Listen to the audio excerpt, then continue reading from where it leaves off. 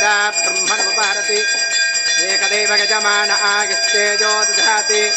आञ्जनेयं महावीरं ब्रह्म विष्णुशिवात्मकं बालार्कं सदृढाकारं रामदूतं नमाम्यहम् आञ्जनेयाय विद्महे वायुपुत्राय धीमहि तन्नो हनुमत् प्रचोदयात् श्रीप्रसन्नाञ्जनेयस्वामिने नमः कर्पूरनीराजनदीपं सन्दर्शयामि नीराजनानन्तरमाचमनीं समर्पयामि रक्षां धारयामि नमस्कारोमि। जय बोलो सीता रामचंद्र भगवान की जय बोलो प्रसन्नाञ्जनेय स्वामी की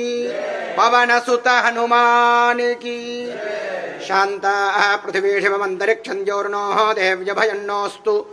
शिवादिश प्रदिश बुद्धिशो न आपोः विश्वधः परिपान्तु सर्वतः शान्तिः शान्तिः शान्तिः सर्वेषां